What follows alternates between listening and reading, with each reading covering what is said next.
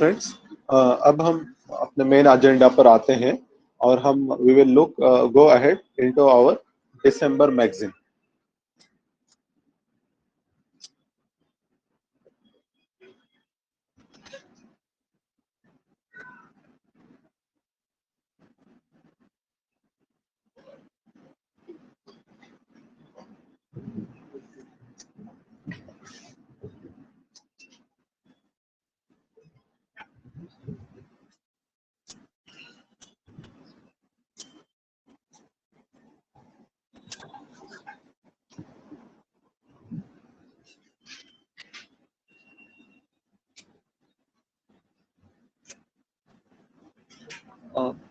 कल in last session we have discussed up to 5.2 wild life protection amendment bill 2021। यहाँ तक हमने discuss किए थे। ये हम एक नया बिल ला रहे हैं। इंदिरा गांधी वो टाइम पर प्राइम मिनिस्टर थे और ये जो एक्ट था काफी सिग्निफिकेंट एक्ट था। जितने भी हम नेशनल पार्क बनाते हैं, वाइल्ड लाइफ साइंस बनाते हैं, तो ये सारे के सारे हमारे आते हैं वाइल्ड लाइफ प्रोटेक्शन एक्ट के अंडर में। एक्चुअली ये एक्ट में 6 शेड्यूल्स थे, लेकिन अब इसको रिमॉडिफाई करके आप क्या करेंगे, 4 शेड्यूल्स कर देंगे, इसको रीऑर्गेनाइज। और वर्बिन वाला जो शेड्यूल था, शेड्यूल जिसको हम 6 शेड्यूल 5 था ना, वर्बिन वाला शेड्यूल 5, उसको निकाल देंगे। और इसी तरीके से एक शेड्यूल ऐड कर रहे हैं साइट्स के ऊपर। साइट्स में जो स्पेशीज को प्रोटेक्शन दिया गया है उनको भी अब इंडिया में प्रोटेक्शन दिया जाएगा। तो इसके लिए अलग से और एक शेड्यूल हम ऐड कर रहे हैं। तो ये चीज आप समझ लेना। जो नए वाला बिल है उसमें 4 शेड्यूल की बात की गई है। अब हम स्टार्ट करते हैं 5.3 से, डेवलपमेंट इंड्यूस्ड डिस्प्लेसमेंट। कोई भी वर्ड पढ़ के उसका मीनिंग डिकोड करने की कोशिश करो। डेवलपमेंट इंड्यूस्ड डिस्प्लेसमेंट मतलब डेवलपमेंट का कोई प्रोजेक्ट हो रहा है और जिसकी वजह से डिस्प्लेसमेंट हो रहा है। तो डेवलपमेंट के प्रोजेक्ट मतलब क्या, मेनली डैम रहते हैं, रोड्स रहते हैं, और इसी तरीके से कोई समझो इंडस्ट्रियल सेटअप कर रहे हैं। तो इन सारी चीजों की वजह से जो लोकल पॉपुलेशन है उनका डिस्प्लेसमेंट होता है। यहाँ पर जो न्यूज में था, पोलावरम इरिगेशन प्रोजेक्ट या फिर पोलावरम डैम काफी न्यूज में है। इसकी वजह से highest number of people in India's history, ये जो इतने लोग डिस्प्लेस होंगे अभी तक का हाईएस्ट रहेगा, about 1 lakh families in Andhra Pradesh. Okay, तो ये डैम के बारे में इंफॉर्मेशन हमको पता रहनी चाहिए। It is being built on Godavari river. Second, the areas which are already submerge and will be submerge by next year due to the project are scheduled areas with predominant tribal population. Tribal population यहाँ पर predominant है, ये चीज समझ लो। Okay, second thing, एक question है, ऐसा ही और एक डैम न्यूज में था, मेघदातु डैम। तो ये कहाँ पर है, कौन से स्टेट में है और कौन से सिटी के पास है? मेघदातु डैम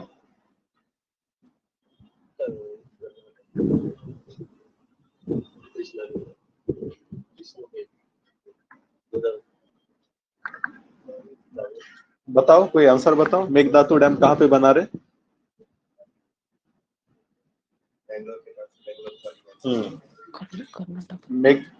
मेघदातु डैम कर्नाटक, बराबर है, कर्नाटक में बनाया जा रहा है। और ये बनाया जा रहा है कावेरी रिवर पे। कावेरी और अर्कावती, ये 2 रिवर के संगम पे बनाया जा रहा है। इसका मेन पर्पज है water supply to Bengaluru. Bengaluru में वाटर स्कार्सिटी हो रही है, तो इसके लिए इसका एक पर्पज है वाटर सप्लाई। लेकिन डिस्प्यूट चल रहा है, तमिलनाडु के लोग इसके ऊपर आवाज उठा रहे हैं कि उनका वाटर सप्लाई कम हो जाएगा। ओके, नेक्स्ट, जब भी डिस्प्लेसमेंट की बात आती है तो ये 2 चीजें हमको समझना, पता रहना चाहिए। एक तो है हमारे पास अब डिस्प्लेस लोग हो रहे हैं तो उनको रिसेटल करने के लिए हमारे पास पॉलिसी भी है और एक्ट भी है। जो पॉलिसी है उसका नाम क्या है, national rehabilitation and resettlement policy 2007। National rehabilitation resettlement policy, ये होगी पॉलिसी। पॉलिसी में गाइडलाइंस दी जाती है, लेकिन ये मैंडेटरी नहीं रहता है। इसके बाद दूसरा है एक्ट है हमारे पास, right to fair compensation and transparency in land acquisition, rehabilitation, resettlement. इसमें क्या किया गया है कि जो लोग डिस्प्लेस होंगे उनको राइट टू रिसेटलमेंट दिया गया है 2013। ओके, तो ये क्या है, कंपलसरी रहता है, मैंडेटरी रहता है। ओके, तो ये चीज आप लोग भी समझ लेना। तो इसमें first time right to resettlement को लीगल, दिखाते किसी का ऑडियो ऑन हो तो म्यूट कर दो। ओके, तो राइट टू रिसेटलमेंट यहाँ पे क्या किया गया, लीगल किया गया फर्स्ट टाइम। दूसरी बात, अगर समझो गवर्नमेंट कोई लैंड अक्वायर कर रहा है और वो कोई सिटीज में का, सपोज सूरत में का लैंड कोई ले रहा है गवर्नमेंट, तो जितना वहां का प्राइस रहेगा लोकल मार्केट प्राइस, उसके 2 टाइम्स पेमेंट दिया जाएगा सिटीज में। और जो रूरल एरियाज है, रूरल एरियाज में से कोई लैंड लिया जा रहा है, गवर्नमेंट ले रहा है, तो तब 4 टाइम्स ऑफ जो मार्केट रेट है उसको उतना प्राइस दिया जाएगा। ओके, फिर दिस और एक यहाँ पर है कि मतलब गवर्नमेंट अगर लैंड अक्वायर कर रहा है तो कितने लोग यहाँ पे कंसेंट भी चाहिए, लोगों की कंसेंट भी चाहिए लोकल, जिसको हम कहते हैं सोशल इम्पैक्ट असेसमेंट। लोकल लोगों की कंसेंट चाहिए।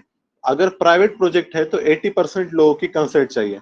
अगर 80% लोग कंसेंट देते हैं तभी वो लैंड एक्विजिशन करेगा गवर्नमेंट। अगर प्राइवेट पब्लिक पार्टनरशिप है तो 70% लोगों की कंसेंट चाहिए। और अगर गवर्नमेंट प्रोजेक्ट है तो गवर्नमेंट प्रोजेक्ट को कंसेंट की जरूरत नहीं है। ये भी यहाँ पर क्लॉज है, गवर्नमेंट पब्लिक पर्पस के लिए कोई भी लैंड ले सकता है।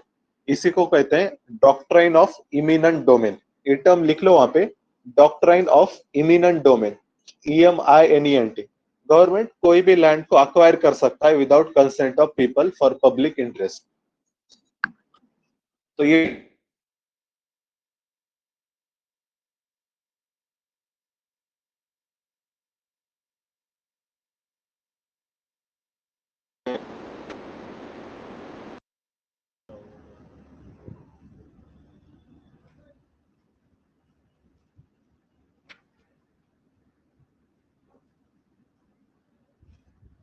Okay, recently Rajya Sabha pass dam safety bill 2019 में डैम सेफ्टी बिल लाया गया था। अच्छा, ये ब्लिंक हो रहा है कि स्क्रीन ठीक जो ब्लॉकचेन और एमिनेंट डोमेन है, तो इसके जब इसके अंदर भी लैंड लिया जाएगा तो भी 4 टाइम्स मार्केट वैल्यू देना पड़ेगा।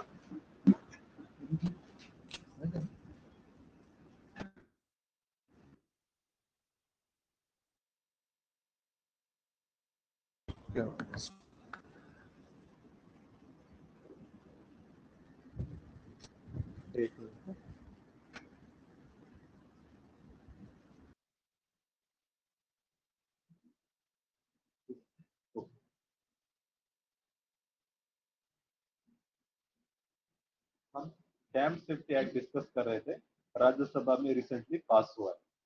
डैम सेफ्टी एक्ट क्यों जरूरी है, तो देखो यहाँ पर हमारे पास जो डैम है ना, 220 डैम्स ऐसे हैं जो 100 साल से ज्यादा ओल्ड है, तो उसके लिए रिपेयरिंग, मेंटेनेंस, वो सारी चीजें देखना रहता है।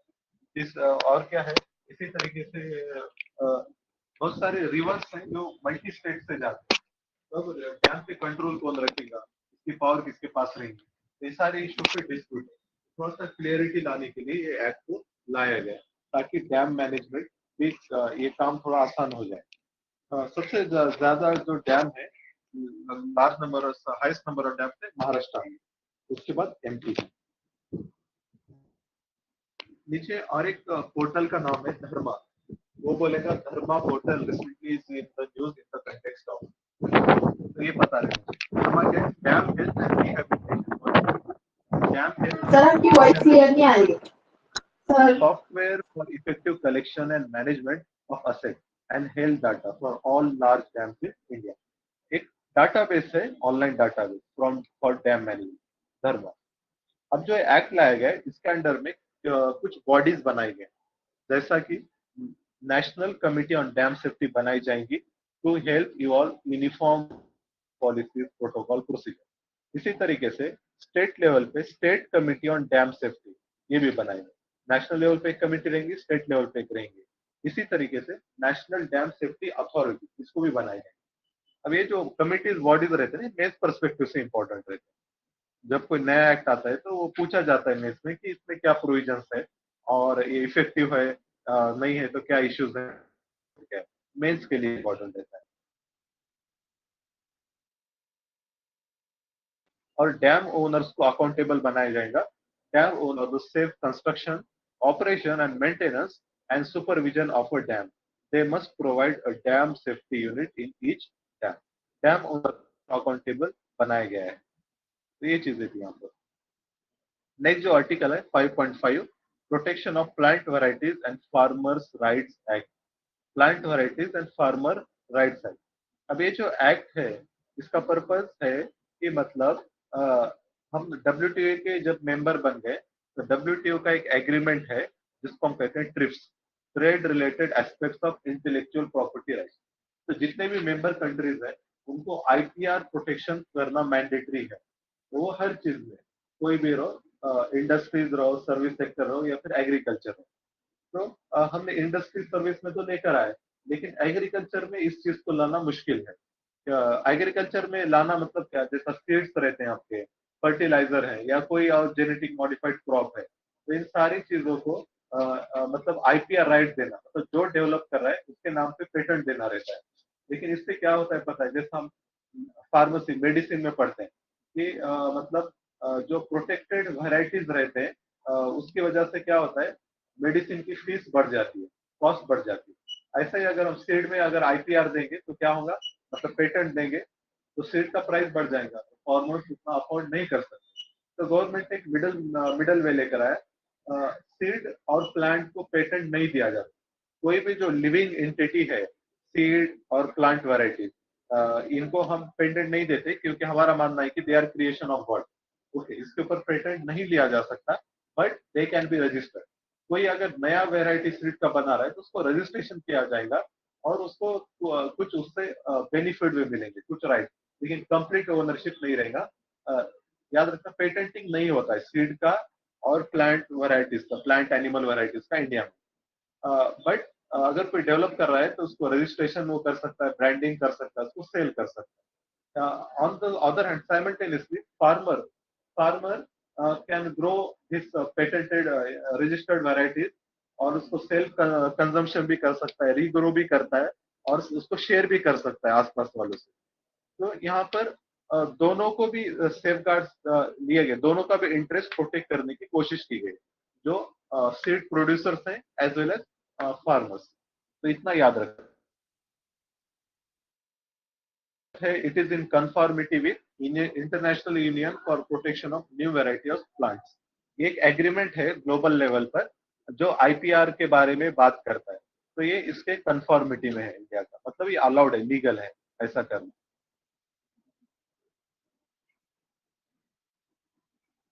ये कुछ पॉइंट्स हैं, ये आप लोग बाद में, आपको ये होमवर्क है, इसको पढ़ना है, जो हाईलाइट वाले पॉइंट है आर्टिकल में। मतलब ब्रीडर्स को क्या राइट मिलते हैं, रिसर्चर के लिए राइट्स क्या हैं, और फार्मर्स को क्या राइट मिले हैं ये IPVFR एक्ट के अंडर में। तो ये पढ़ लो। नेक्स्ट है नैरोबी डिक्लेरेशन, न्यूज में था recently. Nairobi declaration was adopted by African minister and heads of delegation। और ये जो नैरोबी डिक्लेरेशन है, it is related to disaster management. यहाँ पर नीचे दिया है डिजास्टर मैनेजमेंट के लिए, और अफ्रीका पे खास इसका फोकस है। मुझको बताओ डिजास्टर मैनेजमेंट के लिए ऑल कौन से कन्वेंशन है ग्लोबल लेवल पर? सेंदाई फ्रेमवर्क, ठीक है। और इंडिया का भी एक इनिशिएटिव है, कोई बताएंगा उसका नाम? CDRI। इंडिया का इनिशिएटिव एक ग्लोबल लेवल पे है, India led initiative. CDRI sir. CDRI नाम की coalition for disaster resilient infrastructure, जैसा ISA है इसी तरीके से CDRI भी। और इससे पहले सेंदाई से पहले, जैसा अभी हमारे पास सस्टेनेबल डेवलपमेंट गोल है, उससे पहले MDGs थे, मिलेनियम डेवलपमेंट गोल। ऐसा ही अभी जैसा सेंदाई है 2015 से, उससे पहले हमारे पास था इसको कहते थे ह्यूगो फ्रेमवर्क। वो 2005 से 2015 तक के लिए था, 2005 to 2015।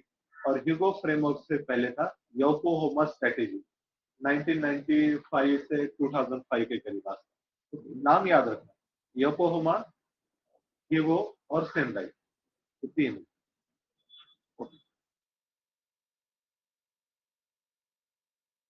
Land has been designated as Ramsar site। Okay, और ये जो हैदरपुर है, it is situated in Muzaffarnagar Bijnor border in UP. And ठीक है, यहाँ पर एक चीज ध्यान में रखना, एक हैदरपुरा इनकाउंटर भी हुआ था लास्ट ईयर, जो इसी साल हुआ था, काफी कॉन्ट्रोवर्शियल था।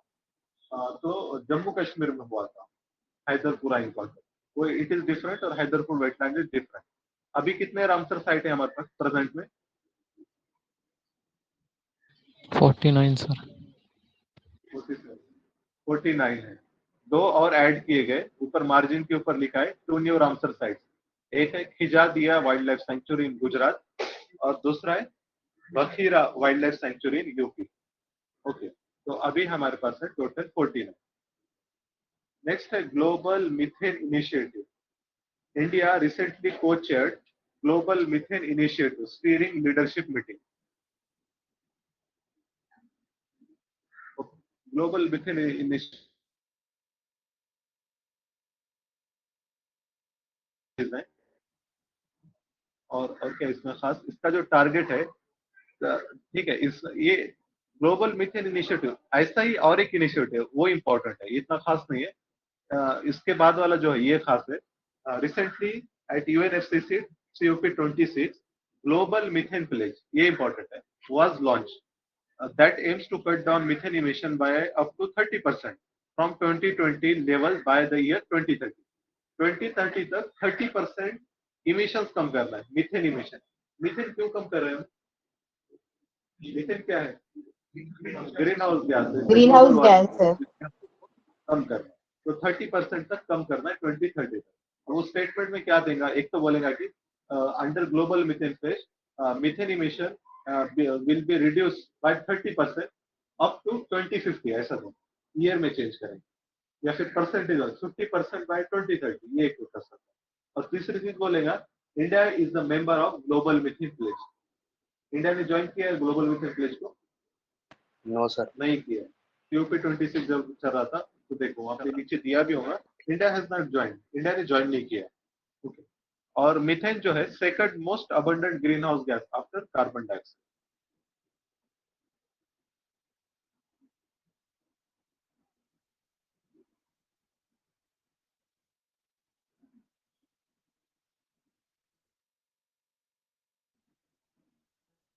नेक्स्ट आ जाओ सोशल इश्यूज में। मैरिज एज ऑफ वुमन, ये न्यूज में था। Recent prohibition of child marriage bill that proposes to raise the legal age of marriage for women from 18 to 21 years, the same as introduced in law। ऐसा भी इसके ऊपर काफी discussion हुए, debate होगा। अब हमारे लिए इम्पोर्टेंट क्या है कि इसके हिस्ट्री हमको पता रहना चाहिए। ये जो लीगल एज ऑफ मैरिज जो था, इसका इवोल्यूशन कैसे हुआ। सबसे पहले ऊपर मार्जिन के ऊपर देखो, नेटिव मैरिज एक्ट पास कराया जाता है 1872 में, क्योंकि उससे पहले बहुत सारे मूवमेंट चलते हैं। राजा राम मोहन राय की मूवमेंट चलती है एंटी सती के लिए, पंडित ईश्वर चंद्र विद्यासागर, हेनरी विवेन डेरोजियो, ये सारे लोग काम करते हैं। तो फिर ये एक्ट लाया जाता है, नेटिव मैरिज एक्ट। लेकिन ये जो एक्ट रहता है ये for Christians and inter religious marriages के लिए रहता है। कुछ यहाँ पर लीगल एज दी गई थी गर्ल्स के लिए, और ये नॉट एप्लीकेबल टू हिंदूज और मुस्लिम। हिंदूज और मुस्लिम पे एप्लीकेबल नहीं था, क्रिश्चियंस के लिए था और इंटर रिलीजियस मैरिज के था। Native marriage act 1872। तब मुझको बताओ, अभी कुछ सपोज इंटर रिलीजियस मैरिज होता है तो कौन से एक्ट में उसका रजिस्ट्रेशन होता है? Special marriage act sir, Hindu rights. Special marriage act, inter religion marriage. Next thing, इसके बाद 1891 में एज ऑफ कंसेंट एक्ट आता है। यहाँ पर खास तौर पे बहराम जी मलबारी ऐसे सोशल रिफॉर्मर्स ने काफी मेहनत की थी। तब यहाँ पर जो गर्ल्स का एज है, एज ऑफ कंसेंट जिसको हम कहेंगे, ये 12 ईयर तक बढ़ाया जाता है गर्ल के लिए। Okay, age of consent. इसके बाद आता है चाइल्ड मैरिज रिस्ट्रेंट एक्ट 1929। इसको सारदा एक्ट भी कहते हैं। हरबिलास सारडा नाम के एक रिफॉर्मर थे, उन्होंने इसके लिए काफी एफर्ट्स लिए थे, तो उनके नाम पर चाइल्ड मैरिज रिस्ट्रेंट एक्ट 1929 आता है। और यहाँ पर marriage age for girls 14 year और बॉयज के लिए 18 ईयर, इतना किया गया। उससे पहले 1901 में 12 साल था, अब उसको 14 साल कर दिया गया। फिर इसको फिर से अमेंड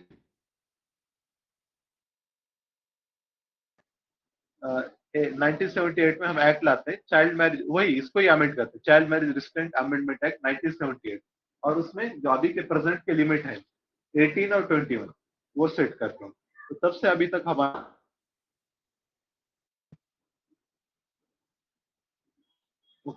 तो ये चीजें थी यहाँ पर।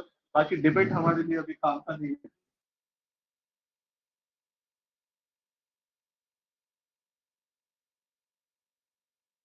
को पता था इसका पर्पस क्या था कि सेक्स रेशो इंप्रूव करने में, जहाँ पे मतलब फीमेल मतलब सेक्स रेशो बहुत ही कम था कुछ स्टेट में, लाइक हरियाणा वगैरह। तो यहाँ पर सेक्स रेशो बढ़ाना है, इसके लिए स्कीम लॉन्च की गई थी। ये स्कीम काफी सक्सेसफुल रही है। It was launch in 2015 at Panipat, Haryana, to address a decline in child sex ratio and related issues of empowerment of girls.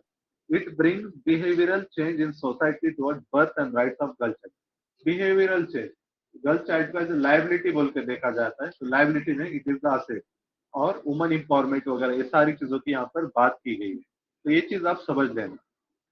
दूसरी बात, इसका जीएस से ज्यादा यूज है इथिक्स में, ऐसे स्कीम का, जहां पर भी बिहेवियर एटीट्यूडनल चेंज पे क्वेश्चन आ गया, तो आप इसका एग्जांपल लिख सकते हैं, बेटी बचाओ बेटी पढ़ाओ। इसी तरीके से स्वच्छ भारत अभियान भी जो है हमारा, वो भी बिहेवियरल चेंज के लिए ही है। तो ऐसे कुछ स्कीम्स हमको पता रहने चाहिए जहां पर बिहेवियरल चेंज है। इसी तरीके से मिनिस्ट्री ऑफ ट्रांसपोर्ट ने एक्ट लाया था, मोटर व्हीकल एक्ट। उसमें एक प्रोविजन था गुड समारिटन। ओके, ये भी एक अच्छा बिहेवियर। एक्सीडेंट हो गया तो लोगों ने पासर बाय ने हेल्प करना चाहिए विक्टिम्स की, ताकि उसकी जिंदगी बच जाए। और उस पर फिर हरेसमेंट वगैरह नहीं किया जाता। पहले बहुत इंक्वायरी वगैरह की जाती थी पुलिस के द्वारा, अब वो नहीं होगी। तो ऐसे जो लोग हैं जो हेल्प करेंगे एक्सीडेंट विक्टिम्स की, तो उनको कहते हैं गुड समारिटन। ये सारे हैं इसके लिए बिहेवियरल चेंज। क्रिटिसिज्म हुआ था स्कीम पे, 80% the scheme has been used for its advertising and not on sectoral intervention as health and education of them. 80% पैसा एडवर्टाइजमेंट पे खर्च हुआ है, बेटी बचाओ बेटी पढ़ाओ, ना कि हेल्थ पे। और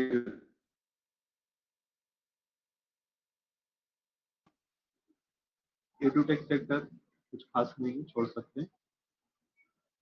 गवर्नमेंट ने यहाँ पर देखो कुछ डिजिटल प्लेटफॉर्म लॉन्च किए हैं, इसके नाम याद रखिए। स्वयं एक है, स्वयं बहुत पहले आया था कोविड से पहले। कोविड के बाद आए दीक्षा, दीक्षा पोर्टल है, एक निष्ठा है, एक अर्पित है।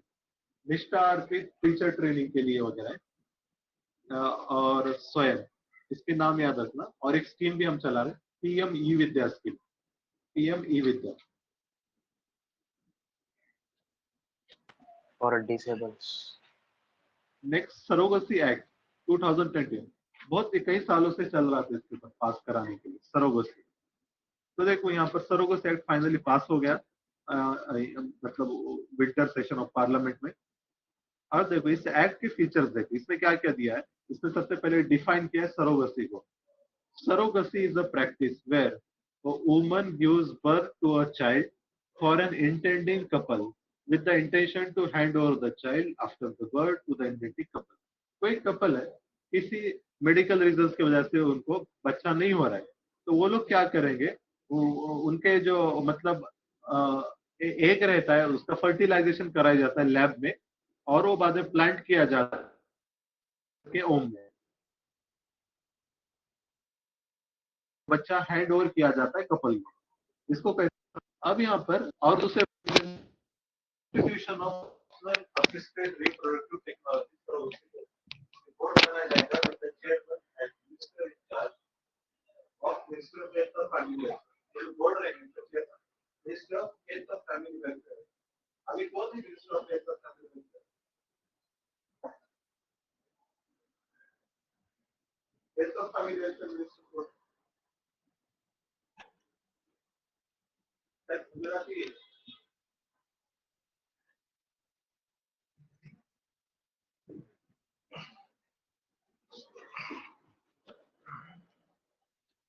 वॉइस प्रॉब्लम हो रही है आपकी।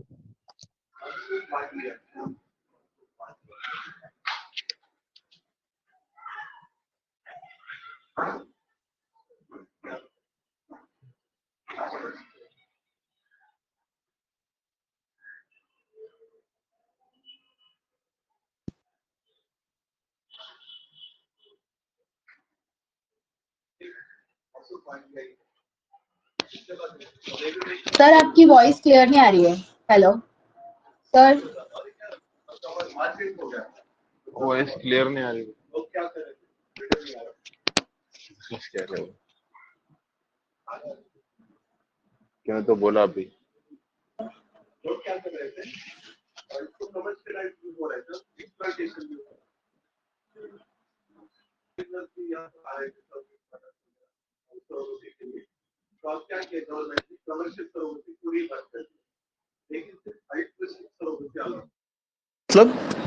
मतलब आपकी आवाज बहुत स्लो आ रही है.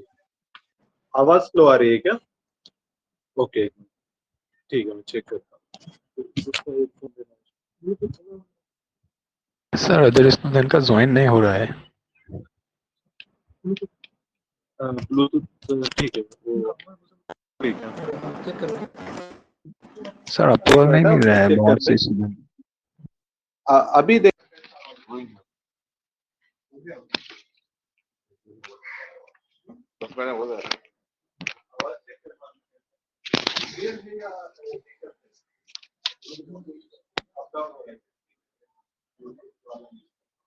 Just 1 minute.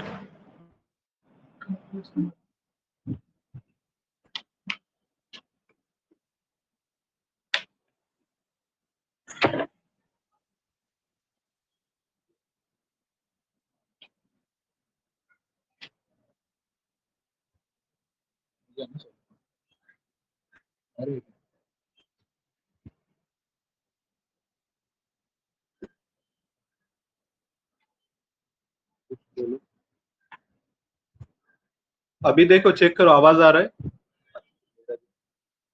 यस सर, अभी सही अब है. ठीक है सर.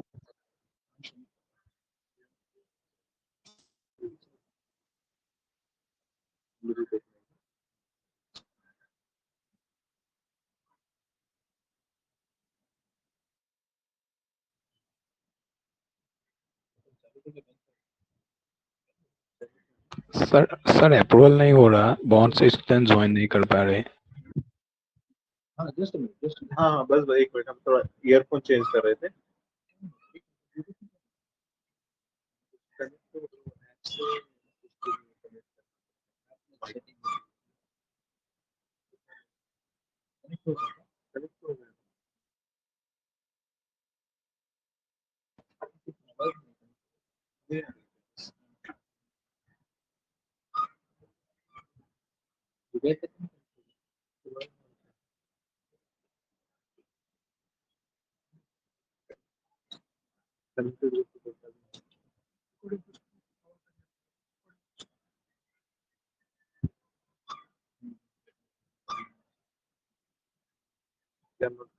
किसके पास ईयरफोन है? अच्छे वाले. ये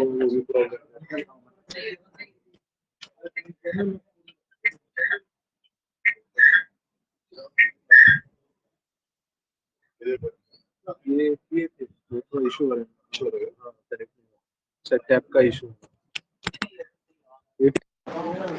इसको अच्छा, वो भी इशू हो सकता है. ठीक है. ओके, कोई बात नहीं.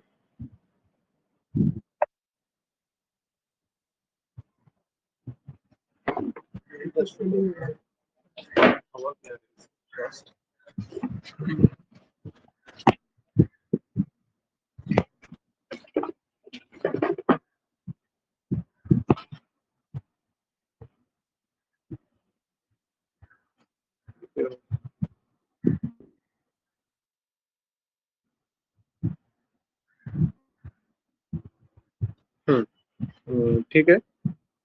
अभी चेक करो, आवाज कैसा है? ठीक है ना? ठीक है. ओके ओके, चलो आगे बढ़ते हैं.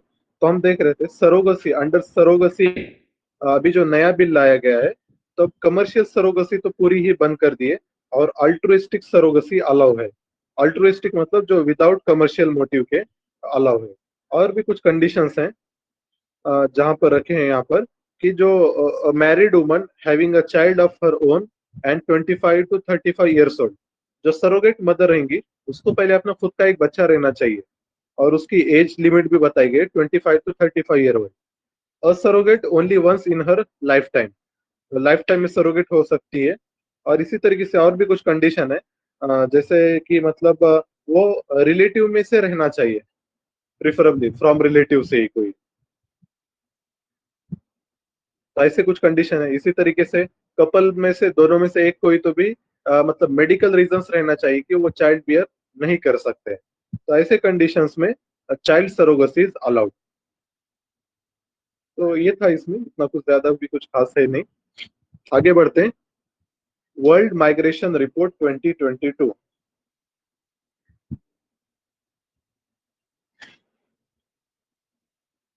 वर्ल्ड माइग्रेशन रिपोर्ट 2022, ये रिपोर्ट पब्लिश किया गया है by international organisation of migration. Okay, कोई मुझको बताएगा वर्ल्ड में सबसे हाईएस्ट डायस्पोरा कहाँ का है? इंडिया का है। Okay, around 10 India. मिलियन है शायद, 10 मिलियन या 18 मिलियन कुछ तो वैसा इंडिया का डायस्पोरा है, one of the largest diaspora in the world. एक बात ये हो गई। इसी के बाद इसी तरीके से हमारे लोग सबसे ज्यादा कहाँ पर है? यूएई। UAE सबसे ज्यादा हमारे यूएई में है, और उसके बाद शायद यूएसए में है। ओके, रिमिटेंसेस वगैरह भी यूएई से सबसे ज्यादा आते हैं। ओके, नेक्स्ट देखो, और क्या चीज है important. Where are Indian migrating, यहाँ पर दिया है 18 मिलियन पीपल इंडिया के बाहर रह रहे हैं, जिसको हम इंडियन डायस्पोरा कहते हैं। India has the largest immigrant population in the world, making it the top origin country. अब दो चीजें समझो, एक रहता है इमाइग्रेशन और एक रहता है इमिग्रेशन। ई वाला एक रहता है और आई वाला एक। ओके, बांग्लादेश से लोग इंडिया आ रहे हैं, तो इसको हम क्या कहेंगे? बांग्लादेश के लोग, वहां के लोग क्या बोलेंगे? हमारे कुछ लोग इंडिया गए, तो बांग्लादेश उसमें क्या बोले? बांग्लादेश वाले जो लोग जो बाहर गए उनको क्या बोलेंगे? इमाइग्रेशन। बांग्लादेश में उसको इमाइग्रेशन कहा जाएगा, और इंडिया में क्या कहा जाएगा? इमिग्रेशन। जहां पर आ रहे हैं वहां पर इमिग्रेशन, जहां से जा रहे हैं उसको इमाइग्रेशन। ओके, तो इंडिया की जो टॉप 5 डेस्टिनेशन हैं, यूएई सबसे ज्यादा, फिर यूएसए आएगा, उसका सऊदी, पाकिस्तान, ओमान। ओके, इसी तरीके से एक पैक्ट है global compact on refugees. It was endorsed by the UN general assembly on December 2018। ठीक है, उतना कुछ खास है नहीं, पर अभी लेकिन रेफ्यूजी का इश्यूज एवरग्रीन इशू है पिछले 4-5 साल से, तो वो थोड़ा रीजन्स और रिफ्यूजी इश्यूज और उसके लिए जो प्रोटोकॉल्स हैं वर्ल्ड लेवल पे, वो हमको पता रहना चाहिए। ओके, ग्लोबल लेवल पे रिफ्यूजी के लिए एक कन्वेंशन है। ओके, रेफ्यूजी कन्वेंशन कब का है? 1951 का कुछ है। ओके, और उसका एक सब्सिडरी प्रोटोकॉल है 1967, बट इंडिया ने दोनों भी साइन नहीं किया है। ओके, तो हमारे पास कुछ रेफ्यूजी के लिए एज सच ऐसी कोई पॉलिसी नहीं है। यही इशू है कि हम रेफ्यूजीज को और एज वेल एज माइग्रेंट को एक जैसा ट्रीट करते हैं। मतलब कोई बाहर से माइग्रेंट, देखो दोनों में डिफरेंस है, रेफ्यूजी और माइग्रेंट्स, क्या डिफरेंस रहता है दोनों में? सर पासपोर्ट और विदाउट पासपोर्ट वाला। पासपोर्ट और विदाउट पासपोर्ट, वो तो लीगल माइग्रेंट और इलीगल माइग्रेंट रहेगा। जो लोग पासपोर्ट के साथ आ रहे हैं वो लीगल माइग्रेंट हो गए।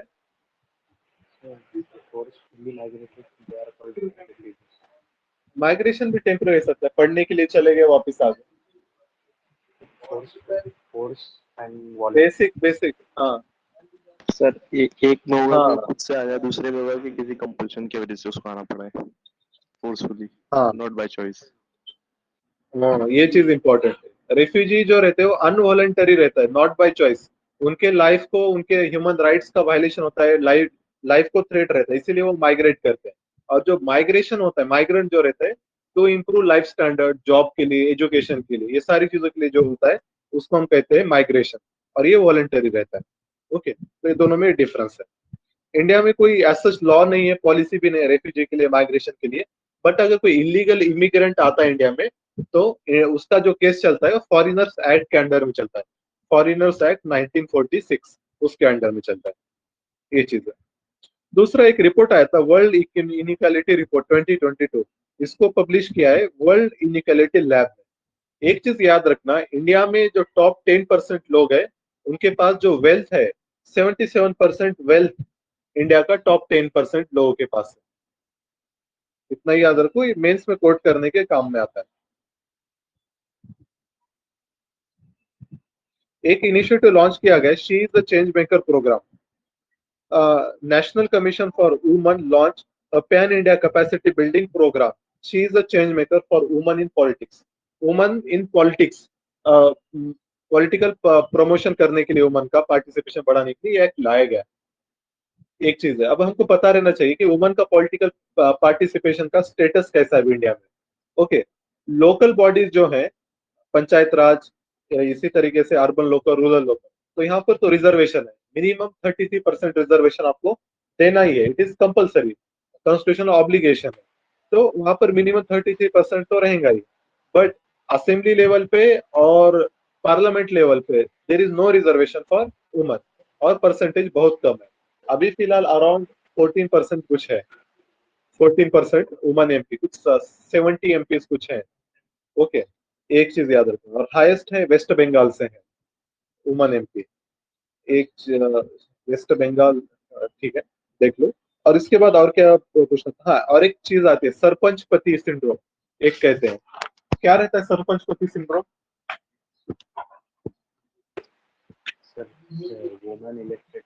उनके लिए कोई सीट होती है जिसमें she is elected as a panchayat, the power remains with the man. Okay, हम क्या करें पता है,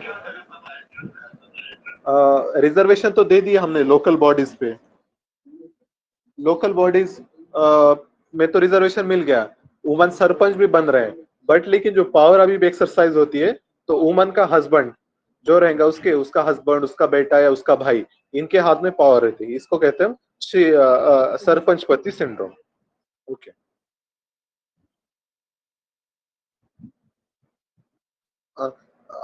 और ये जो स्कीम थी, इससे पहले नेशनल कमीशन फॉर वुमेन ने लॉन्च किया। तो ये नेशनल कमीशन फॉर वुमेन कब बना?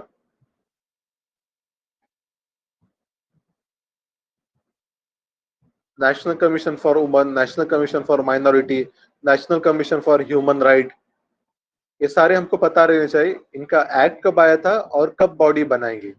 National commission for women I think 1990 में एक्ट आया था, और 1992 में इसको बनाया गया। ओके, मैं एक स्टेटमेंट कहता हूँ, सही है गलत आप लोग बताना। जो चेयरमैन रहेगा national commission for women, he should be a ladies only। सही है गलत है? wrong। ऐसा कुछ प्रोविजन नहीं है, बस उसने वुमेन एम्पावरमेंट के लिए वगैरह काम करना चाहिए। ओके, कोई भी रह सकता है, नॉट स्पेसिफिकली वुमेन ओनली। और दूसरी बात, दूसरा क्वेश्चन, अभी प्रेजेंट में कौन है chairman national commission for women की? रेखा शर्मा। ओके, याद रखना, नाम याद रखना, रेखा शर्मा, ये है चेयरमैन। ओके, इसके बाद देखो एक एक्ट लाया गया है, शक्ति क्रिमिनल लॉ बिल, महाराष्ट्र में।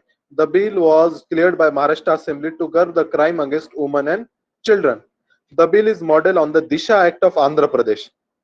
आंध्रा ने लास्ट ईयर वहां पे एक केस हुआ था हैदराबाद सिटी में, एक डॉक्टर को, मतलब लेडीज डॉक्टर का रेप करके जला दिए थे। तो तब फिर वहां पर एक बहुत ही स्ट्रिक्ट एक्ट लेकर आता है जिसमें डेथ पेनल्टी का प्रोविजन है। ऐसा ही एक एक्ट महाराष्ट्र ने लेकर है जिसको कहते हैं शक्ति क्रिमिनल लॉ, ये याद रखना। अब वुमेन एम्पावरमेंट के लिए सुप्रीम कोर्ट ने गाइडलाइन इशू किए थे, उसका नाम क्या है, कोई बताएगा?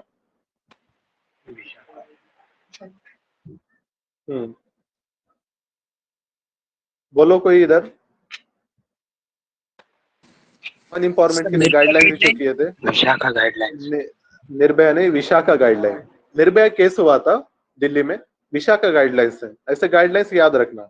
इसी तरीके से पुलिस रिफॉर्म के लिए भी हम एक गाइडलाइन फॉलो करते हैं, उसका नाम क्या है? Prakash Singh guidelines. Okay, Prakash Singh case याद रखना।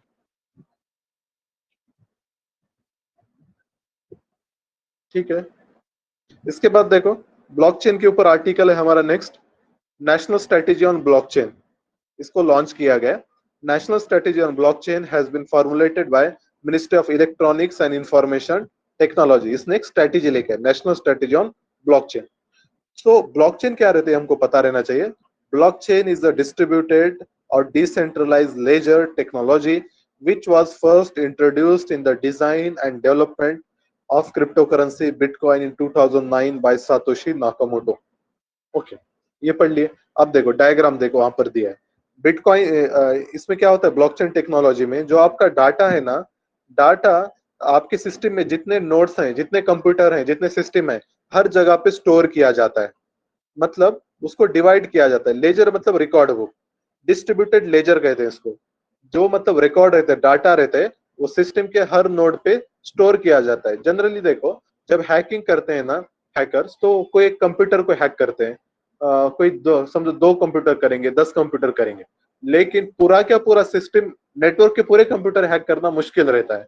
तो इसीलिए इसको थोड़ा सेफ माना जाता है, क्योंकि सारे कंप्यूटर को एक सिस्टम में आप हैक नहीं कर सकते।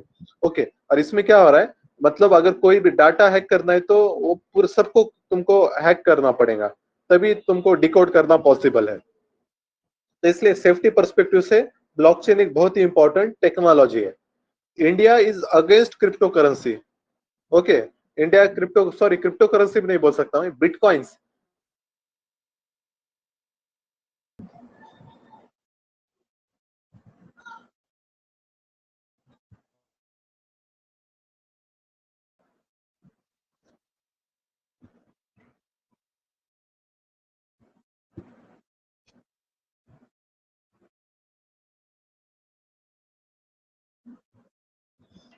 ओके, हम ब्लॉकचेन डिस्कस कर रहे थे।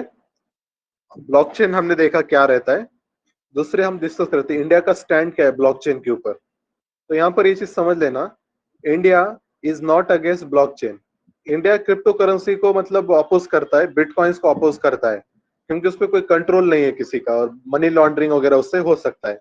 पर हम ब्लॉकचेन एज अ टेक्नोलॉजी के हम फेवर में, क्योंकि ये एक सेफ सिस्टम है, ये चीज याद रखो। दूसरी बात, नीति आयोग कुछ इनिशिएटिव चला रहा है ब्लॉकचेन के लिए। उसने एक पोर्टल भी डेवलप किया गया था, इंडिया एआई नहीं, ये तो एआई के लिए, रेजिंग आर्टिफिशियल। ठीक है, आगे देखते हैं ब्लॉकचेन के लिए नीति आयोग क्या कर रहा है। उससे पहले और एक चीज थी, जैसे इसके फायदे हैं ना, इसी तरीके से इसके लूप होल्स भी हैं ब्लॉकचेन के। अब देखो आपका जो डाटा है हर कंप्यूटर पे स्टोर हो रहा है, तो ऑब्वियस है कंप्यूटर को स्टोरेज कैपेसिटी बहुत ज्यादा चाहिए। फिर इसी तरीके से प्रोसेसिंग पावर भी बहुत ज्यादा लगेगी। प्रोसेसिंग पावर मतलब हाई पावर के तुमको सीपीयूज वगैरह वो सब चाहिए। अब डाटा हर नोड पे प्रोसेस हो रहा है, इसके बाद क्या होगा, स्पीड भी आपकी कब रहेंगी। ओके, तो ये भी इशू है। फिर इसी तरीके से सेफ्टी का भी इशू एक तरीके से ये है कि वो जो डाटा है आपके हर कस्टमर के पास है, तो कस्टमर उसको एक्सेस कर सकता है, ये भी एक पॉसिबिलिटी है। तो ऐसे कुछ इसके इश्यूज भी हैं। जो यूएई ने इसको क्या किया था, स्मार्ट दुबई इनिशिएटिव लॉन्च किया है, and it aims to become the first city fully powered by blockchain by 2021। Blockchain का हर जगह यूज कर सकते हैं, बैंकिंग में, हेल्थ केयर, ई कोड्स, ये सारी जगहों पर ब्लॉकचेन का यूज किया जा सकता है।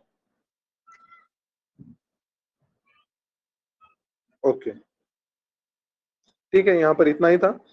आगे बढ़ते हैं। ड्रोन टेक्नोलॉजी इन एग्रीकल्चर, ऐसे क्वेश्चन मेंस में आते हैं। टेक्नोलॉजी का यूज क्या एग्रीकल्चर का, ड्रोन का यूज क्या है, तो वही लिखना। मतलब ड्रोन से क्या क्या कर सकते हैं, soil and field planning, soil and field का उसको ऑब्जर्वेशन करके कितने ट्रीज प्लांट करना है, उसके अरेंजमेंट कैसा करना है, ये सब आप प्लान कर सकते हैं। क्रॉप मॉनिटरिंग कर सकते हैं, क्रॉप प्रोटेक्शन, पेस्ट कंट्रोल वगैरह ये भी कर सकते हैं। और इसी तरीके से इसके वजह से आपका लेबर कॉस्ट वगैरह ये भी रिड्यूस हो सकता है। टेक्नोलॉजीज के यूज हैं। 2020 में एक स्वॉर्म अटैक हुआ था इंडिया में। स्वॉर्म अटैक कौन से टेररिस्ट ऑर्गेनाइजेशन ने किया था?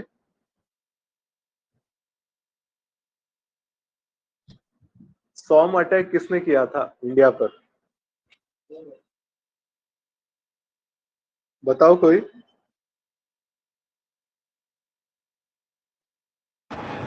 Locust attack. हाँ, लोकस्ट अटैक कहते हैं इसको। लोकस्ट ये तो परिंदे थे जिसको हम क्या कहते हैं, टिड्डे जिसको कहते हैं, टिड्डे। मतलब ये नेचुरल, हाँ नेचुरल डिजास्टर था। ओके, स्वॉर्म अटैक कोई टेररिस्ट अटैक नहीं था। ठीक है, तो ये बस ये लोग टिड्डे बहुत सारे आए थे, लेकिन ये पाकिस्तान से, वो साइड से आए थे, तो बोल रहे थे पाकिस्तान ने भेजा है बोल के। ओके, तो इसका ओरिजिन बेसिकली अफ्रीका से आ रहे थे ये, तो सऊदी आए, सऊदी से ईरान, पाकिस्तान, फिर इंडिया में आए। एक चीज ये हो गई।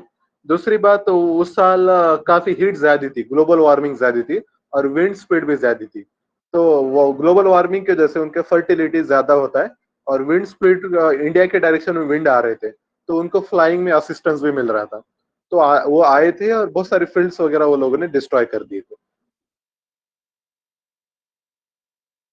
ओके, एक चीज समझ लो। ठीक, नेक्स्ट देखो रिसर्च ICAR, जो भी हमारे एग्रीकल्चर यूनिवर्सिटीज हैं, एग्रीकल्चर इसको जो रेगुलेट करने का काम करता है ICAR। ओके, तो मुझको बताओ मेडिकल एजुकेशन को रेगुलेट कौन करता है? बॉडी का नाम? मेडिकल एजुकेशन नहीं, मेडिकल अथॉरिटी ऑफ इंडिया नहीं है, NMC, Indian council of medical. Yes sir. हाँ, नेशनल मेडिकल काउंसिल, बराबर, ये बात बराबर है। ठीक है, इंजीनियरिंग एजुकेशन को कौन करता है? Engineering AICTE, all India council of technical education, और लॉ को बार काउंसिल ऑफ इंडिया। ठीक है, अब गवर्नमेंट ने last year new education, good, अब गवर्नमेंट ने last year new education policy लेकर आई और उसमें बताया गया है कि अब मतलब ये सारे बॉडीज जो हैं इन सबको मर्ज करेंगे और एक मिक्स बॉडी बनाएंगे।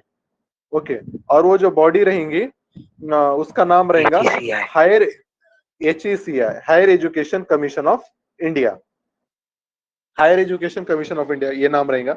हाँ, लेकिन इसमें नेशनल मेडिकल कमीशन और बार काउंसिल, ये दोनों को मर्ज नहीं करेंगे, वो दोनों को अलग ही रखेंगे। बट ये सारे ICAR, AICTE, UGC, ये सारों को मर्ज किया जाएगा। नेक्स्ट है जेम्स वेब स्पेस टेलीस्कोप। इसके ऊपर है, it is NASA's most powerful telescope, is rocketed into orbit, orbit में सेटल हो गई। It is an international collaboration between NASA, ESA, Canadian space agency. 3 agencies हैं, नासा, ESA और Canadian space agency. और इसको कहां पर ले जाया जाएगा? Lagrange point. It is headed for sun earth Lagrange point 2, L2 point पे इसको लिया जाएगा। इसको सक्सेसर ऑफ हबल माना जाता है। हबल जो एक काफी बहुत ही सक्सेसफुल प्रोजेक्ट रहा है नासा का, हबल का सक्सेसर इसको माना जाता है, James Webb space telescope. But ये चीज याद रखना, हबल अभी भी एक्टिव है स्पेस में, वो रिटायर नहीं हुई है, हबल इज एक्टिव। हाँ, और एक चीज यहाँ पर कहते हैं लैग्रांजे पॉइंट, L2, ये क्या रहता है लैग्रांजे पॉइंट?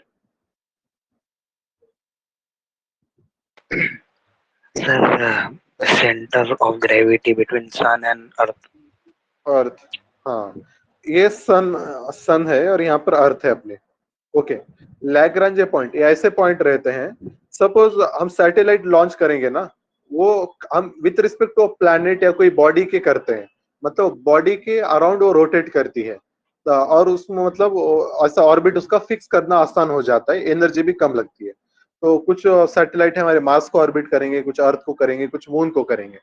बट अगर आपको एक स्पेस में एक बीच वाले पोजीशन पे किसी को ये करना है, बीच पोजीशन में किसी को ठहरा करना है सैटेलाइट को, और ताकि मतलब आप सन भी ऑब्जर्व कर सको और अर्थ भी ऑब्जर्व कर सको, तो ऐसे पॉइंट्स हैं लैग्रांजे पॉइंट। एक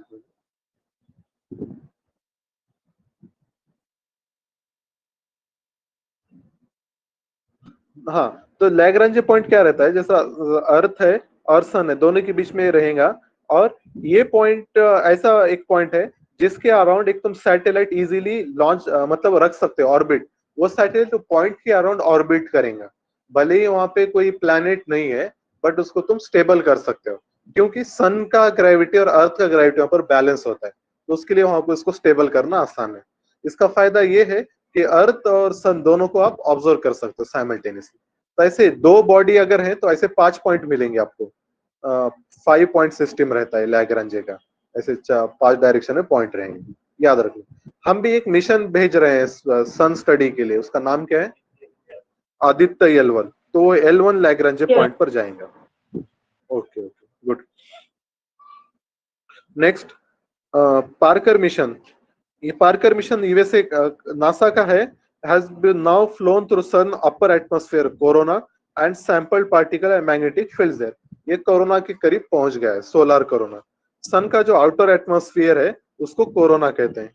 यहाँ पर देखो डायग्राम, सबसे आउटर कोरोना, उससे पहले ये पूरा सबसे जो इनर वाला जोन रहता है उसको कोर कहते हैं। कोर में जो टेम्परेचर रहता है बहुत ज्यादा रहता है। ओके, और एक चीज याद रखना, कोरोना में भी टेम्परेचर ज्यादा रहता है। कोरोना से पहले फोटोस्फीयर रहता है, वहां पर टेम्परेचर अराउंड 6000 डिग्री सेल्सियस है। बट क्रोमोस्फीयर में जो टेम्परेचर रहेगा इन मिलियन डिग्री सेल्सियस, इतना ज्यादा टेम्परेचर रहता है कोरोना में, सॉरी कोरोना में, सोलर कोरोना। एक चीज ये हो गई। और ठीक है, एक टर्म आती है सनस्पॉट। सनस्पॉट क्या रहते हैं? Dark region on the sun. Darkest and coldest. Dark region on the sun. Okay, dark region रहते हैं, यहाँ पर मैग्नेटिक फील्ड का कॉन्सेंट्रेशन होता है, बट टेम्परेचर क्या रहता है? ज्यादा रहता है, कम रहता है? दे आर कूलर रहता पॉइंट, कोल्डर, कम कम रहता रहता है। है। ओके, कोल्ड पॉइंट्स हैं सन के इस पे, सरफेस पे, उसको सनस्पॉट कहते हैं। उसके डायरेक्शन मतलब उनके प्लेस भी चेंज होते रहते हैं। ओके,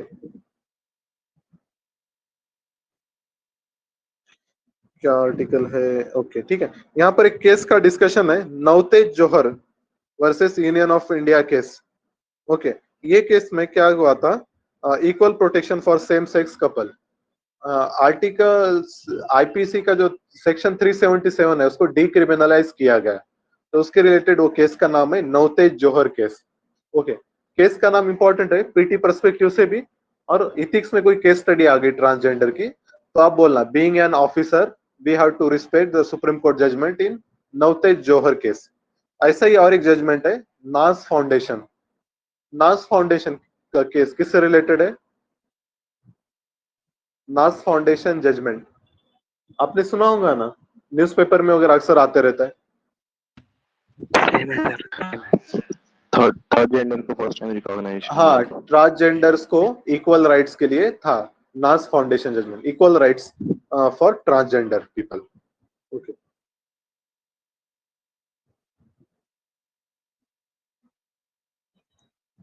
डोपिंग वगैरह ठीक है। वर्ल्ड मलेरिया रिपोर्ट ये WHO ने पब्लिश किया है।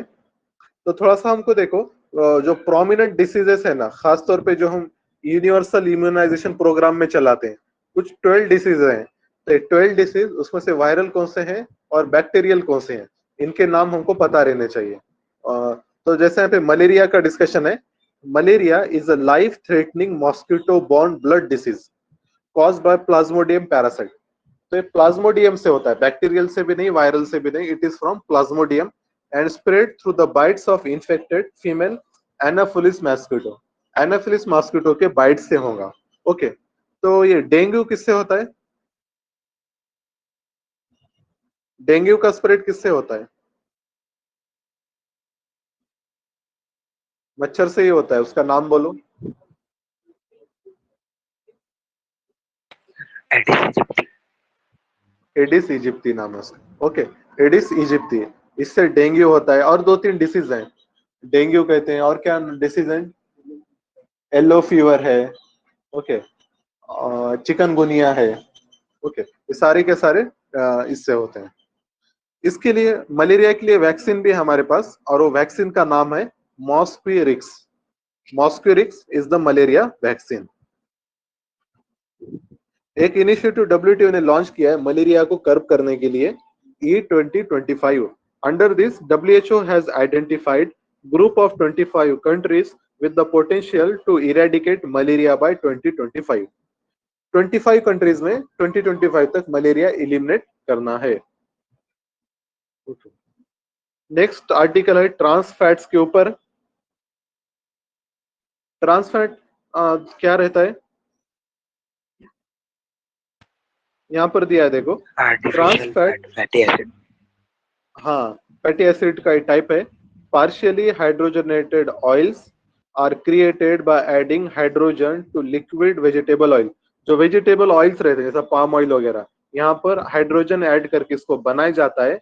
हाइड्रोजन ऐड करने से क्या होता है, वो ऑयल की शेल्फ लाइफ बढ़ जाती है और फ्राइंग के लिए वगैरह करना आसान हो जाता है।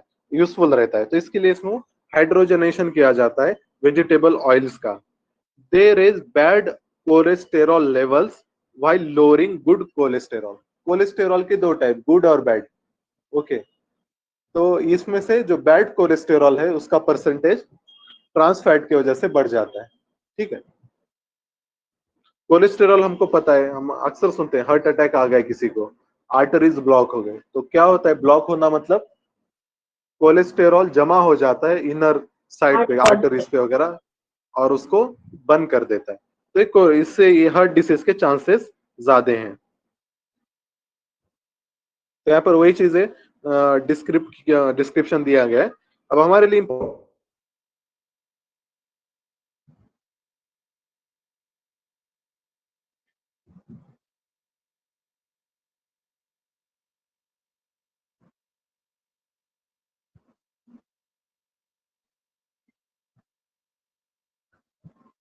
ओके, हम रिप्लेस स्कीम देख रहे थे। It is initiative of WHO to eliminate trans fatty acid by 2023। 2023 तक हमको क्या करना है, ट्रांस फैटी एसिड कम करना है। ओके, WHO का रिकमेंडेशन है trans fat intake be limited to less than 1% of total energy intake. 1% से कम रहना चाहिए। ओके, तो फ्राइड आइटम वगैरह थोड़ा सा अवॉइड करो खाने में, ट्रांस फैट रहता है उसमें। ओके, नेक्स्ट है गोल सेटिंग। इंडिया ने भी अपना एक स्कीम लॉन्च किया ट्रांस फैट को एलिमिनेट करने के लिए। क्या नाम है उसका? फसाई चला रहा है। ओके, फसाई, eat right campaign, eat right movement, FSI बराबर। ओके, तो ये भी चीज है, फसाई FSSR। ओके, नेक्स्ट थिंग, फसाई स्टैट्यूटरी बॉडी है या क्या है, नॉन स्टैट्यूटरी? फसाई स्टैट्यूटरी है, स्टैट्यूटरी बॉडी, उसका पर्टिकुलर एक्ट है food safety and standard authority of India. Okay, ये इंपॉर्टेंट है बॉडी, इसके एक्ट भी इंपॉर्टेंट है। हर चीज का यूज होता है, पता है ये सब हम जो पढ़ रहे हैं। इथिक्स में भी केस स्टडी आई थी फूड अडल्टरेशन पर। ओके, तो यहाँ पर तुमको ये बॉडी का नाम लिखना था, फसाई का नाम लिख के फिर उस आपको बताना था कि इसके अंडर में जैसे प्रोविजन रहेंगे वही हिसाब से हम उसके ऊपर कार्रवाई करेंगे। एक कंपनी, एक फर्म थी और वो कोई कॉन्टेमिनेशन कर रही थी ब्यूरेजेस में, तो उसके ऊपर केस स्टडी पूछा गया था। नेक्स्ट है एक स्कीम है national oxygen stewardship programme. Oxygen stewardship क्या है, किस लिए है ये? Union government has launch an initiative to train health care workers in rational utilisation of medical oxygen to prevent wastage. तो इसको लिए ट्रेन कर रहा है। तो ये स्कीम है, मिनिस्टर ऑफ हेल्थ और फैमिली वेलफेयर की स्कीम है ये। ओके, अब यहाँ पर देखो, अभी सेकंड कोविड वेव में ना हमको बहुत दिक्कत हो गई थी, ऑक्सीजन शॉर्टेज हो रहा था। तो यहाँ पर मेडिकल ऑक्सीजन टर्म न्यूज में थी। ये हाईली प्योर रहता है ऑक्सीजन, मोर देन 99% प्योरिटी रहती है। और ये एयर हमको पता है, एयर में क्या रहता है, 21% ऑक्सीजन है, 78% नाइट्रोजन और बाकी आर्गन, कार्बन डाइऑक्साइड, ये सारे रहते हैं। पर अगर किसी के बॉडी में ऑक्सीजन सैचुरेशन लेवल अगर कम हो जाता है तो फिर उनको क्या करते हैं, हाईली प्योर ऑक्सीजन देने की जरूरत रहती है ताकि परसेंटेज बढ़ जाए ऑक्सीजन, क्योंकि बॉडी का जितना भी सारा प्रोसेस है ऑक्सीजन के बिना नहीं हो सकता। हीमोग्लोबिन वगैरह सारे ऑक्सीजन तो कैरी करते हैं। ओके, तो एनर्जी के लिए, एनर्जी रिलीज होने के लिए ऑक्सीजन की जरूरत है। तो फिर ये मेडिकल ऑक्सीजन ये आया। इसमें देखो दो टाइप के थे, एक था ऑक्सीजन सिलेंडर थे, ऑक्सीजन सिलेंडर में बहुत ही प्योर रहता है, मोर देन 99%। और एक था जो हम डिवाइस है ऑक्सीजन कॉन्सेंट्रेटर जिसको कहते हैं। और मेडिकल सिलेंडर का तो मसला नहीं, सिलेंडर डायरेक्ट वो एयर को फिल्टर करके उससे ऑक्सीजन बनाते हैं और उसको फिल करते हैं। और जो ऑक्सीजन कॉन्सेंट्रेटर रहेगा उसमें क्या होता है, वो रियल टाइम में बनाता है, मतलब वो पूरा सेटअप ही रहेगा आपके और उसको मतलब बस कनेक्ट कर दो तो वो क्या करेगा, सराउंडिंग एयर से ऑक्सीजन खींचकर आपको दे देगा। बट इसमें 90 to 95% पे मिलता है। तो अगर थोड़ा कंडीशन सीरियस है तो आपको वहां पर ऑक्सीजन सिलेंडर की जरूरत रहती है। ओके, याद रखना। बट वो कैरी करने के लिए मुश्किल रहता है ऑक्सीजन सिलेंडर। ऑक्सीजन कॉन्सेंट्रेटर आप कैरी कर सकते हो।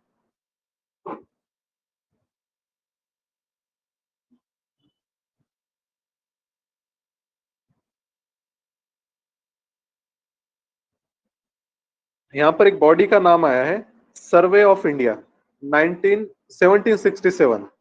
सर्वे ऑफ इंडिया ये बॉडी बनाई थी ब्रिटिश ने। ब्रिटिश आए इंडिया में 64 में बैटल ऑफ बक्सार हो जाता है और फौरन उनको बंगाल की निजामी और दीवानी राइट्स मिल जाते हैं। तो ये लोगों ने क्या किए, डायरेक्ट ये लोगों ने सर्वे ऑफ इंडिया बनाए। सर्वे ऑफ इंडिया इसलिए कि लैंड का सर्वे करना है और देखो वहां पे मिनरल्स मिल सकता है क्या, कोल मिल सकता है क्या। तो छोटा नागपुर में वगैरह ये लोगों ने सर्वे कराए थे वो टाइम पर। तो ये एनसीईआरटी में दिया गया सर्वे ऑफ इंडिया। ओके, फिर बाद में इसको और मतलब बड़ा बनाया जाता है। वो टाइम पे जेम्स रेनाल नाम का एक आदमी था, वो इसका प्रेसिडेंट था। जेम्स रेनाल नाम याद रखिए, सर्वे ऑफ इंडिया। अभी कौन सी मिनिस्ट्री में आता है survey of India? Ministry of associate MHA नहीं, ये आता है ministry of science and tech में आता है सर्वे ऑफ इंडिया। ये सर्वे इसके जियोलॉजिकल वगैरह सर। ओके, एक जियोलॉजिकल सर्वे ऑफ इंडिया भी, वो दूसरा, वो मिनिस्ट्री ऑफ माइंस में आता है। ये भी मिनरल्स के लिए है पर ये ministry of science and tech में आता है। ऐसे एक फॉरेस्ट सर्वे ऑफ इंडिया है, वो आएगा मिनिस्ट्री ऑफ इन्वायरमेंट फॉरेस्ट में आएगा। फिर एक है अपने पास बॉटनिकल सर्वे ऑफ इंडिया है, जूलॉजिकल सर्वे ऑफ इंडिया है, फिशरी सर्वे ऑफ इंडिया है। तो इन सारी के थोड़े मिनिस्ट्री वगैरह देखते रहने का। नेक्स्ट है सर अरविंदो, ये भी न्यूज में थे। उनकी 150th बर्थ एनिवर्सरी अभी मनाई जाएंगी। ओके, तो देखो ये भी अपने जैसे यूपीएससी एस्पायरेंट थे, पास हो गए थे exam. He scored 11th rank in ICS examination but did not clear probation. मतलब मसूरी में गए तो उनको कुछ मतलब पर इशू, डॉक्यूमेंट वगैरह का इशू हो सकता है, ठीक है। तो प्रोबेशन इनका क्लियर नहीं हुआ। एक याद रखना, कुछ आईसीएस ऑफिसर्स हैं, जैसा सबसे पहले आईसीएस ऑफिसर कौन थे इंडिया से? सत्येंद्रनाथ टागोर थे। इसके बाद देखो दूसरे जो प्रोमिनेंट है, जैसा एसएन बैनर्जी है, सुरेंद्रनाथ बैनर्जी, ये भी आईसीएस ऑफिसर ही थे। ये हो गए। इसके बाद अपने सुभाष चंद्र बोस ये थे, और फिर अरविंदो घोष।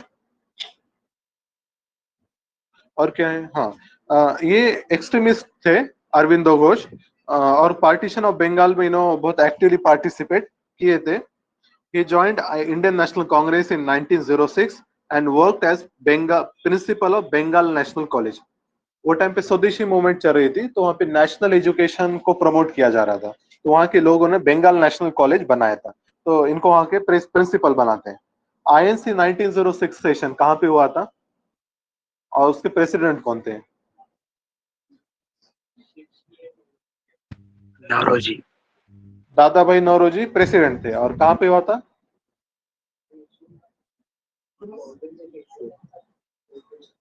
Okay.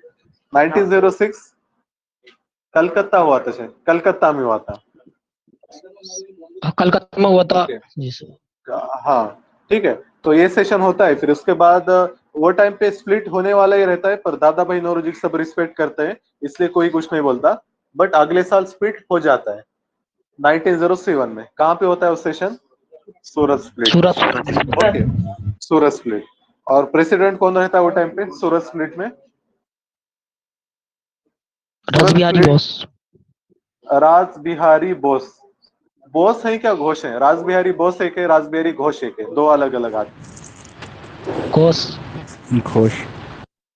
हाँ, रासबिहारी घोष, घोष रहते हैं। रासबिहारी बोस सुभाष चंद्र बोस के साथ रहते हैं, ठीक है। बोस बोस कॉमन है, वो दोनों साथ में रहेंगे आईएनए में। ओके, इंडियन नेशनल आर्मी, ठीक है। अरविंदो घोष ने एक किताब भी लिखी थी जिसका नाम था न्यू लैम्प फॉर ओल्ड।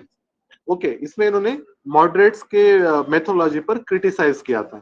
इसी तरीके से एक मैगजीन भी पब्लिश किया था, इंदु प्रकाश, ये याद रखना। और 1908 में ही was arrested in relation to Alipore bomb case and later acquitted. Alipore conspiracy के, शायद ये जज किंग्सफोर्ड के असैसिनेशन से रिलेटेड है। प्रफुल्ल चाकी वगैरह ये लोग थे उसमें, खुदीराम बोस। फिर बाद में क्या होता है, फिर उसमें एक्विट होते हैं, लेकिन उसके बाद वो पॉलिटिक्स से मतलब क्या होता है, उसको एक्टिव पॉलिटिक्स से रिटायर हो जाते हैं, पांडिचेरी में जाके सेटल हो जाते हैं। ओके, नेक्स्ट टेम्पल है सन टेम्पल ऑफ कोणार्क। इसी को ब्लैक पैगोडा भी कहते हैं क्योंकि ये ब्लैक पत्थर से बनाया गया है। याद रखना, sun temple of Konark. It was build by king Narasimha Deva one of eastern Ganga dynasty from 1238 to 1250। याद रखो कि 13th सेंचुरी में बनाया गया, इतना काफी है हमारे लिए। King Narasimha Deva one. Okay, features याद रखना। यहाँ पर देखो, अपने पास 3 स्टाइल है टेम्पल के, द्रविड़ा, नगरा और वेसरा। ओके, जो ऊपर का जो ये रहता है, पीक जो रहता है, ऐसा सपोज अपना टेम्पल है और ये ऊपर का पीक जो रहता है, इसके अलग अलग शेप रहते हैं। अगर साउथ में देखोगे, साउथ वाला जो स्टाइल रहता है, वहां पर हम उसको कहते हैं क्या कहते हैं, सॉरी, विमान कहते हैं। विमान कहते हैं, ये जो पिरामिडल शेप में रहता है, पिरामिड शेप में रहता है, इसको हम विमाना कहते हैं। और दूसरा, अगर नॉर्थ के अगर टेम्पल देखेंगे तो ऐसा कर्व शेप में रहता है। ओके, इसको हम कहते हैं शिखरा कहते हैं। ओके, और यहाँ पर जो ओडिशा में ये थोड़ा अलग ही टाइप रहता है, मतलब कर्व भी है और सर्कुलर भी है, इसको हम कहते हैं देउल कहते हैं। ओके, देउल रहता है आंगन, उसका मतलब उसको रूफ भी रहता है, उसको मंडप कहते हैं। यहाँ पर मंडप को जगमोहन कहते हैं। वहां पर मतलब कल्चरल एक्टिविटीज होते हैं, जैसा डांस वगैरह, ये सारे कीर्तन भजन ये सब होगा, जगमोहन कहते हैं इसको, ये नाम याद रखो।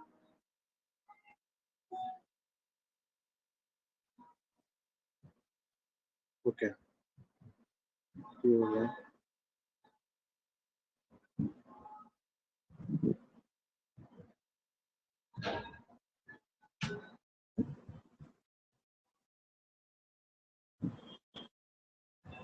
दुर्गा पूजा न्यूज में थी, इसको ऐड किया गया UNESCO list of intangible heritage. UNESCO के 2 टाइप के हेरिटेज रहते हैं, एक रहता है कल्चरल, क्या कहते हैं उसको हम, वर्ल्ड हेरिटेज साइट जिसको हम कहते हैं वर्ल्ड हेरिटेज, और एक रहता है इंटेंजिबल हेरिटेज। ओके, तो उसमें मतलब कल्चरल एक्टिविटीज मेनली आते हैं। तो अभी फिलहाल इंडिया के 14 साइट्स हैं इसके अंडर में, और रिसेंट में दुर्गा पूजा ऑफ वेस्ट बंगाल को ऐड किया गया। ओके, ऐसे इसी तरीके से इससे पहले जो था हमारा कुंभ मेला था, उससे पहले योगा को ऐड किया गया था। नवरोज भी है, मणिपुर से संकीर्तना है, बुद्धिस्ट चैंटिंग ऑफ लद्दाख। पढ़ लो इसको, एक बार पढ़ लो।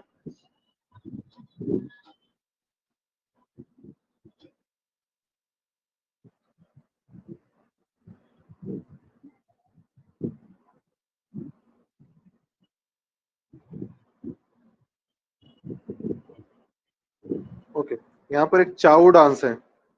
ओके, इसके ऊपर काफी बार क्वेश्चन पीवाईक्यू भी है। चाऊ डांस कौन से स्टेट में होता है? ये असम में।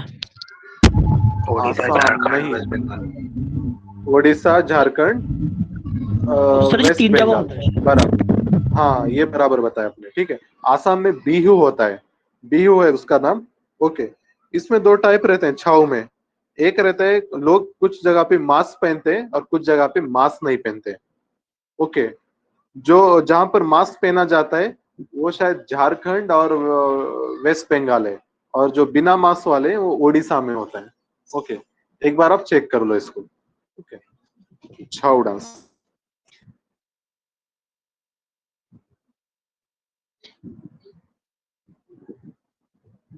और टेक्सटाइल काफी फेमस, उसके ऊपर डिजाइनिंग वगैरह। तो ये जो अपातनी ट्राइब है हमारे पास, ये ट्राइब है अरुणाचल प्रदेश, याद रखना। They are known for fish and paddy culture. Paddy मतलब राइस। नेक्स्ट था साहित्य अकेडमी अवार्ड। साहित्य अकेडमी अवार्ड देखो, ये गवर्नमेंट देती है। ये दिया जा, लैंग्वेज है हमारे official language plus 22 language plus 2। ये जो 2 रहेंगे इसमें इंग्लिश एंड राजस्थानी, ये 2 आते हैं। इसका मतलब ये है कि English is not a scheduled language in India. English scheduled language नहीं है। It is official language in many states of north east, but it is not mention in the schedule. Which schedule? Schedule 8 language नहीं है। Okay, हाँ बराबर। मुझको बताओ, Nepali schedule language है? Yes sir. Nepali schedule language? Yes, okay, ठीक है। Is Urdu schedule language? Yes sir. Okay, अब ये बताना, शेड्यूल आपने बताया कि लैंग्वेज के लिए शेड्यूल 8 है, तो पार्ट कितना है लैंग्वेज के लिए? पार्ट का नाम कितना है, पार्ट नंबर?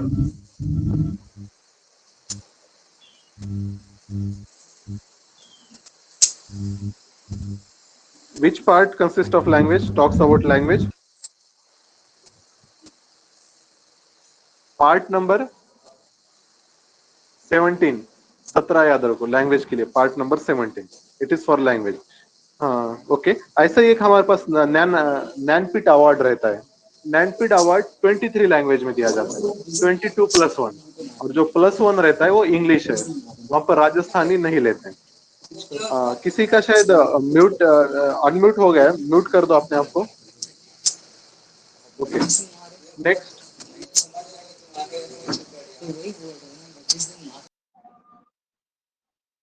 ओके, हम ये देख रहे थे, बस थोड़ा सा ही पार्ट रह गए, 3-4 पेजेस कुछ है। ओके, हाँ, यहाँ भूटान का highest civilian award order of Druk Gyalpo, ये पीएम नरेंद्र मोदी जी को दिया गया। ओके, इसी तरीके से इंडिया का जैसे अपना भारत रत्न है, फ्रांस का भी एक आता है जन ऑफ ऑनर, ऐसा कुछ कहते हैं उसको, ऐसे कुछ नाम पता रहने चाहिए हमको। नेक्स्ट यहाँ पर देखो, एक केस है तहसीन पूनावाला केस। ये किस लिए रिलेटेड है, किस चीज के लिए तहसीन पूनावाला केस? ये मॉब लिंचिंग के लिए है, मॉब लिंचिंग, मॉब वायलेंस। इसके लिए सुप्रीम कोर्ट ने कुछ गाइडलाइंस दिए थे स्टेट्स को, तो उससे related mob Tehseen Poonawalla case है।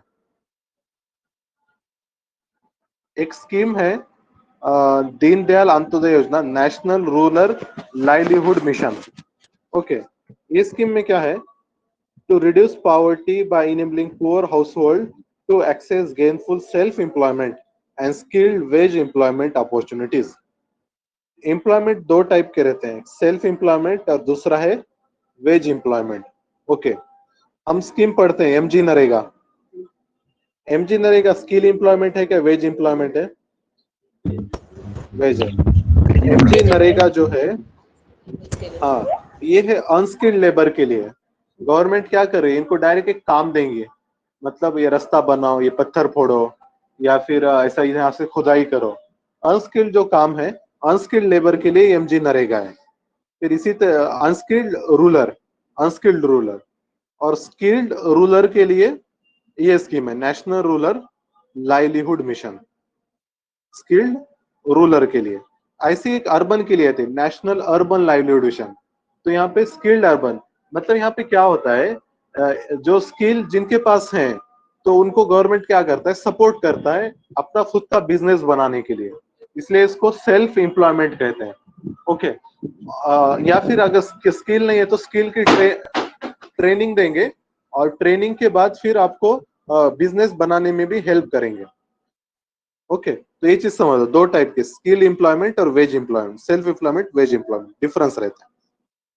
प्रधानमंत्री कृषि सिंचाई योजना, ये इरिगेशन के लिए है, इसको 2026 तक बढ़ाया गया। इसके सब कंपोनेंट्स देखो, accelerated irrigation benefit programme AIBP एक है, integrated watershed management, on farm water management, और national mission on sustainable agriculture, इसके अंडर में आते हैं। AIBP क्या रहता है, accelerated irrigation benefit. State suppose कोई एक कैनल बना रहा है रिवर से, ओके, लेकिन उसके पास का पैसा खत्म हो गया, उसको कंप्लीट नहीं कर पा रहा है, तो सेंट्रल गवर्नमेंट उसको एडिशनल असिस्टेंस देता है ताकि वो जल्द से जल्दी प्रोजेक्ट मतलब कंप्लीट कर दे, एक्सेलरेट हो जाए काम वहां का, इसलिए उसको एक्सेलरेटेड इरिगेशन बेनिफिट कहते हैं। दूसरा है integrated watershed management. Integrated watershed management, ये टर्म देखो बहुत इंपॉर्टेंट है। वाटरशेड मैनेजमेंट मतलब क्या रहता है, सपोज कोई रिवर है, स्ट्रीम है, उसको रिवर तो मतलब कई सारे स्ट्रीम से मिलके बनती है, ग्राउंड से कई सारे स्ट्रीम्स आते हैं। ओके, तो वो जो रीजन है जहां जहां से पानी आ रहा है वहां पर मतलब जितने भी रिसोर्सेस है उसको मैनेज करना, ह्यूमन रिसोर्स, फॉरेस्ट रिसोर्स, जो एक्टिविटीज हैं, ताकि क्या हो, सस्टेनेबल यूज हो वाटर का। ओके, इसी को इंटीग्रेटेड वाटरशेड मैनेजमेंट कहते हैं। अब हमको क्या लगेगा कि मतलब वाटरशेड मैनेजमेंट है तो सिर्फ वाटर रिसोर्स को मैनेज करते होंगे। नहीं, वाटर रिसोर्स को तो करते ही हैं, साथ में वाटर का यूज जो जो कर रहे हैं, जिन जिन चीजों के लिए यूज हो रहा है, लाइव स्टॉक है, एग्रीकल्चर है, ह्यूमन है, इंडस्ट्रीज है, इनको भी मैनेज करना, इसको हम कहते हैं इंटीग्रेटेड वाटरशेड मैनेजमेंट। ओके, तो ये ब्रॉड टर्म है। तो ये दो टर्म की मीनिंग आप लोग समझ लें। नेक्स्ट, ठीक है, कुछ लोकेशंस न्यूज में थे। हैदरपुर वेटलैंड तो हमने देख लिए। नागालैंड में क्या हुआ, आर्मी के लोगों ने कुछ सिविलियंस को किल कर दिया, और तब वो अफसा कंट्रोवर्सी चल रही थी, अफसा को रिपील करो बोल के नागा पीपल कह रहे थे। ओडिशा में साइक्लोन जवाद आया था। ओके, साइक्लोन जवाद, साइक्लोन की डायरेक्शन क्या रहती है, east to west. Okay, good.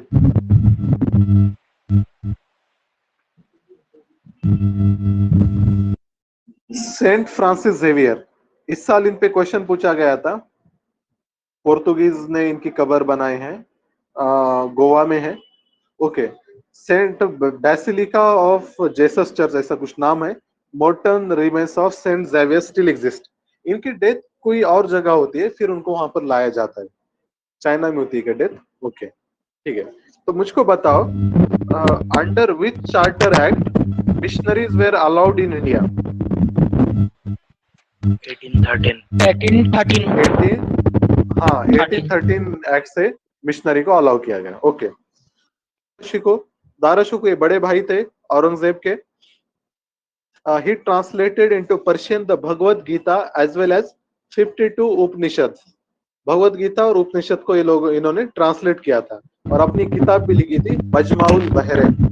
Okay, confluence of two oceans, means Hindu and Islam, बहुत ये दोनों के कॉन्फ्लुएंस, दोनों की सिमिलरिटीज बताए थे उन्होंने बुक में।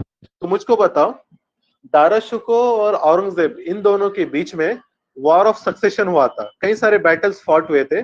तो मुझको एक दो बैटल्स के नाम बताओ, दाराशुको और औरंगजेब ये दोनों के बीच में। बैटल ऑफ धर्मत, ओके, और दूसरा देवराय।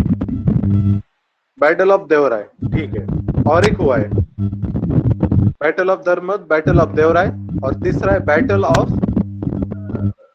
सामूगढ़, जिसको हम कहते हैं। ओके, ये भी आप याद रखना, सामूगढ़। ठीक है, हाँ, ओके, ठीक है। इसके बाद देखो और कौन है यहाँ पर, Maulana Wahiduddin Khan. He was an Islamic scholar, spiritual leader and peace activist, is among the Padma Vibhushan awardees for 2021। Okay, चलो ठीक है। आर्च बिशप डेसमंड तुतु, ये मतलब प्रिस्ट थे, इनकी डेथ हो गई। ये इन्होंने एंटी अपार्थाइड स्ट्रगल में पार्टिसिपेट किया था, जो साउथ अफ्रीका में चला था। जैसा नेल्सन मंडेला थे, इसी तरीके से ये भी काफी बड़े लीडर थे वहां के। अभी हाल ही में इनकी डेथ हो गई, और इनको भी नोबेल पीस प्राइज मिला था 1984 में। और सबसे लास्ट जनरल बिपिन रावत, इनकी अभी एयरप्लेन का मतलब हेलीकॉप्टर क्रैश में डेथ हो गई। He was the first chief of defence staff, जो मतलब मतलब तीनों जो अपने विंग्स ऑफ आर्मी है, तो तीनों के हेड थे ये चीफ ऑफ डिफेंस स्टाफ, उनकी अभी डेथ हो गई।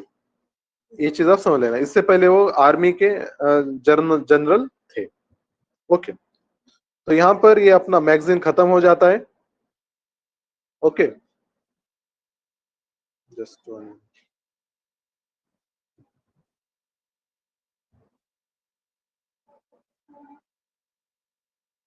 हाँ, अगर कोई डाउट वगैरह हो तो आप लोग पूछ सकते हैं।